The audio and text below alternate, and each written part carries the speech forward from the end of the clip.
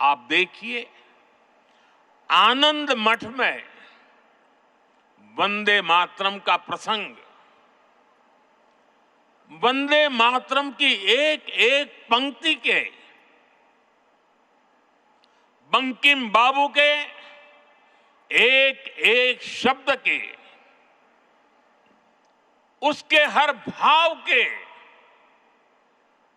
अपने गहरे निहितार्थ थे, निहितार्थ है।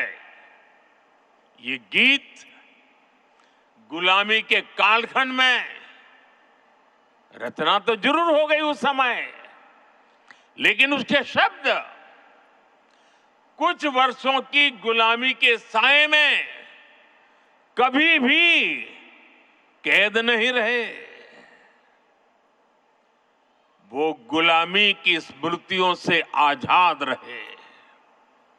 इसलिए वंदे मातरम हर दौर में, हर कालखंड में प्रासंगिक है। इसने अमरता को प्राप्त किया है। वंदे मातरम की पहली पंक्ति है, सुजलाम सुफलाम मलयज शीतलाम सस्य श्यामलाम मातरम। अर्थात प्रकृति के दिव्य वरदान से सुशोभित हमारी सुजलाम सुफलाम मातृभूमि को नमन।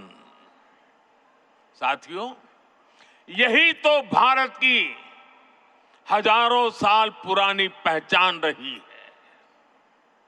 यहां की नदियां, यहां के पहाड़, यहां के वन वृक्ष और यहां की उपजाऊ मिट्टी, ये धरती हमेशा सोना उगलने की ताकत रखती है।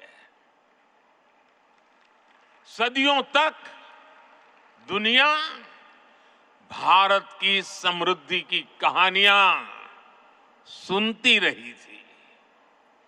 कुछ ही शताब्दी पहले तक ग्लोबल जीडीपी का करीब 1/4 हिस्सा भारत के पास था। लेकिन भाइयों बहनों, जब बंकिम बाबू ने वंदे मातरम की रचना की थी, तब भारत अपने उस स्वर्णिम दौर से बहुत दूर जा चुका था। विदेशी आक्रमणकारियों ने उनके हमले, लूटपाट, अंग्रेजों की शोषणकारी नीतियां, उस समय हमारा देश गरीबी और भूखमरी के चंगुल में करा रहा था। तब भी बंकिम बाबू ने उस बुरे हालात के स्थितियों में भी, चारों तरफ दर्द था, विनाश था, शोक था, सब कुछ डूबता हुआ नजर आ रहा था। ऐसे समय बंकिम बाबू ने समृद्ध भारत का आह्वान किया, क्योंकि उन्हें विश्वास था कि मुश्किलें कितनी भी क्यों न हो, भारत अपने स्वर्णिम दौर को पुनर्जीवित कर सकता है।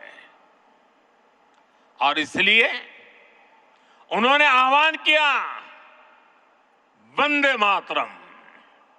साथियों, गुलामी के उस कालखंड में भारत को नीचा और पिछड़ा बताकर जिस तरह अंग्रेज अपनी हुकूमत को जस्टिफाई करते थे, इस प्रथम पंक्ति ने उस दुष्प्रचार को पूरी तरह से ध्वस्त करने का काम किया। इसलिए वंदे मातरम केवल आजादी का गान ही नहीं बना, बल्कि आजाद भारत कैसा होगा, वंदे मातरम ने वो सुजलाम सुफलाम सपना भी करोड़ों देशवासियों के सामने प्रस्तुत किया। साथियों, आज ये दिन हमें वंदे मातरम की असाधारण यात्रा और उसके प्रभाव को जानने का अवसर भी देता है। जब सन 1875 में बंकिम बाबू ने बंग दर्शन में वंदे मातरम प्रकाशित किया था, तो कुछ लोगों को लगता था कि ये तो केवल एक गीत है, लेकिन देखते ही देखते वंदे मातरम भारत के स्वतंत्रता संग्राम का कोटि कोटि जनों का स्वर बन गया। एक ऐसा स्वर जो हर क्रांतिकारी की जबान पर था, एक ऐसा स्वर जो हर भारतीय की भावनाओं को व्यक्त कर रहा था। आप देखिए, आजादी की लड़ाई का शायद ही ऐसा कोई अध्याय होगा जिससे वंदे मातरम किसी न किसी रूप से जुड़ा नहीं था। 1896 में गुरुदेव रवींद्रनाथ ठाकुर ने कोलकाता अधिवेशन में वंदे मातरम गाया। 1905 में बंगाल का विभाजन हुआ। ये देश को बांटने का अंग्रेजों का एक खतरनाक एक्सपेरिमेंट था, लेकिन वंदे मातरम उन मंसूबों के आगे चट्टान बनकर के खड़ा हो गया। बंगाल के विभाजन के विरोध में सड़कों पर एक ही आवाज थी, वंदे मातरम।